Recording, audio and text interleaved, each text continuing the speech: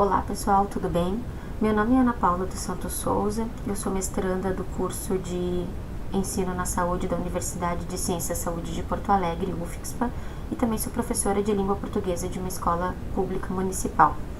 Eu vou apresentar um trabalho sobre recursos tecnológicos no ensino de língua portuguesa e relatar como foi a experiência de uma radionovela com os alunos de 7º ano do ensino fundamental de uma escola municipal, na qual eu leciono na cidade de Guaíba, no Rio Grande do Sul. O público-alvo deste trabalho foi a turma do 7º ano 3, que é composta por 9 meninos e 16 meninas com idade entre 12 a 14 anos. O objetivo que levou à realização deste trabalho foi verificar qual a influência da adaptação das tecnologias na elaboração de uma radionovela, utilizada como estratégia para estimular a autonomia dos alunos e a socialização entre eles por meio do trabalho em grupo. Além disso, um dos objetivos buscados também foi estimular outras formas de aprendizagem por meio das tecnologias, como expressão oral e entonação utilizando microfones.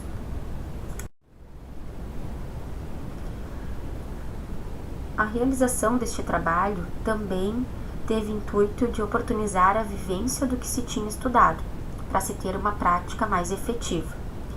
Com isso, eu trago para vocês o Casimiro de Medeiros Campos, um autor que fala sobre que apenas o conhecimento não é condição suficiente para o futuro dos indivíduos. A evolução do saber e do saber fazer constitui o que se convencionou por desenvolvimento de competências. Assim, nós podemos entender que precisamos pensar em práticas mais efetivas para os nossos alunos e que também oportunizem eles a experienciar o conhecimento construído teoricamente. A tecnologia, dessa forma, foi vista como uma maneira interessante para a realização dessa atividade, tendo em vista que ela necessita de recursos tecnológicos para ser executada. Acredito que seria uma negligência da minha parte não ter dado essa oportunidade aos alunos, já que o tema trabalhado tem em vista a utilização da tecnologia.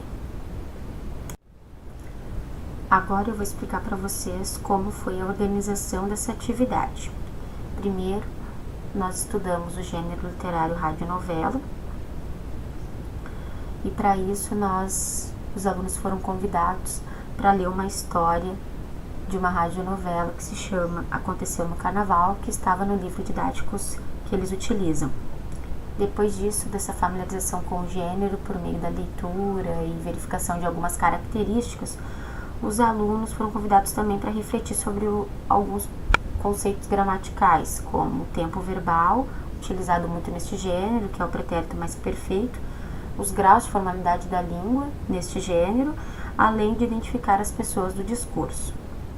Depois disso, eles foram convidados também para familiarização com o tema por meio de uma entrevista com os familiares.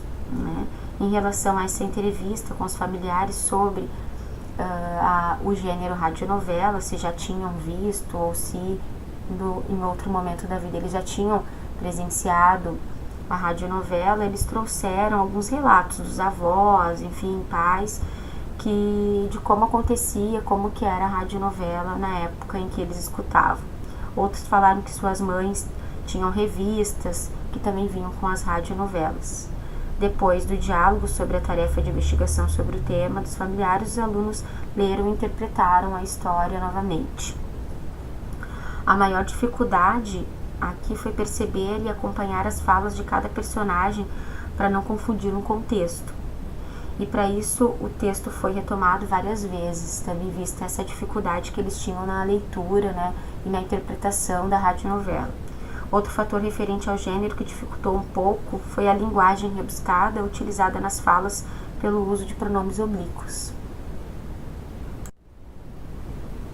Após os alunos conhecerem o gênero e alguns aspectos da língua, nós iniciamos a construção de um projeto de comunicação por meio de uma oficina de textos, que foi organizada conforme a tabela que está apresentada no slide.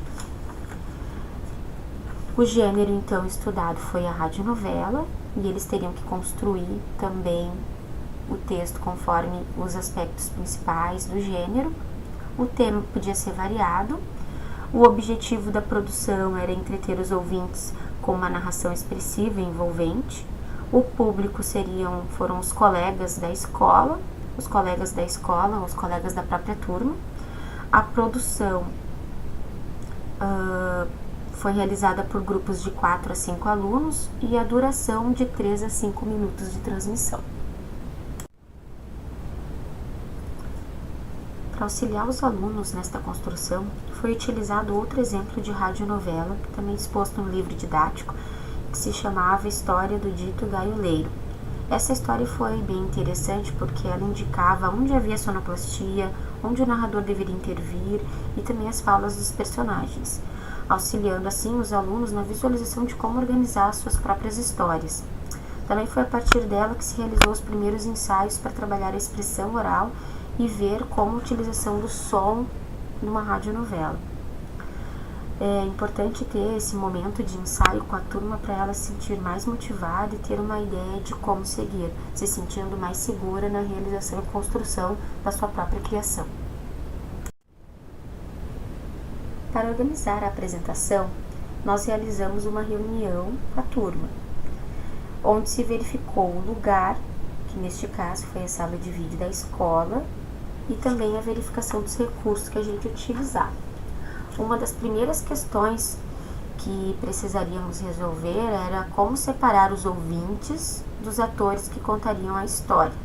Pensou-se então em levar um barbante e um pano de TNT e amarrar de uma janela a outra para verificar como ficaria esse encobrimento. E foi assim que aconteceu. Uma das alunas trouxe o barbante, o TNT, e a gente realizou essa divisão no dia da apresentação. Outro recurso que a gente já agendou e que tinha na escola disponível era o microfone e a caixa de som para os alunos utilizarem no dia. Também foi visto com os alunos que recursos eles poderiam utilizar para fazer a sonoplastia. Foi tanto recursos com os aparelhos celulares, como também poderiam utilizar o corpo ou objetos. A maioria deles baixaram músicas e sons nos aparelhos celulares e com a ajuda do microfone e da caixa de som, eles colocavam perto do celular para que o som pudesse chegar até a plateia ouvinte. Muitos alunos optaram utilizar só o celular porque não tinham o pendrive. Após a organização dos recursos, os alunos tiveram então 2 períodos para elaborar a história e um período para ensaiarem. Nesses períodos, na escola onde eu trabalho, eles têm em média de 50 a 55 minutos. Alguns grupos gostaram tanto da atividade que já estavam construindo suas próprias histórias com seu grupo pelo próprio WhatsApp. Também outro mecanismo de comunicação utilizado como meio tecnológico que auxilia na realização dos trabalhos em grupo.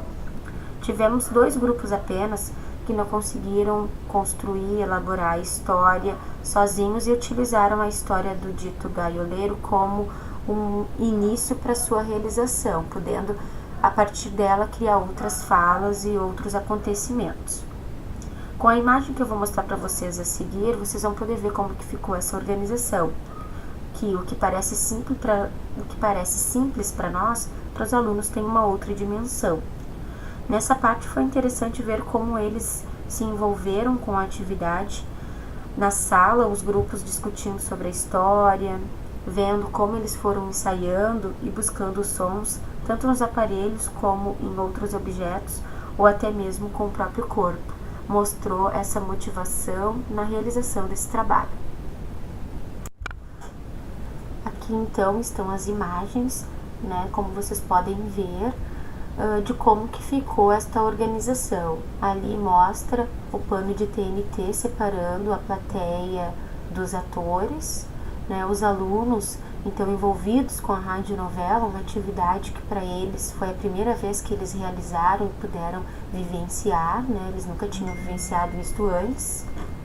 E também a outra mostra os alunos atores e autores também, é claro, por terem criado sua própria história, apresentando a radionovela, utilizando o microfone, se organizando entre eles com as falas, o que mostra como o potencial desses alunos para essas atividades que são mais envolventes, né, e contextualizando então com o conhecimento que eles puderam construir comigo sobre esse gênero da radionovela. Agora eu vou falar um pouco para vocês como que foi o dia da apresentação. Alguns desafios que surgem, sempre surgem nesses momentos, fatos interessantes e como que foi a autoavaliação após a apresentação.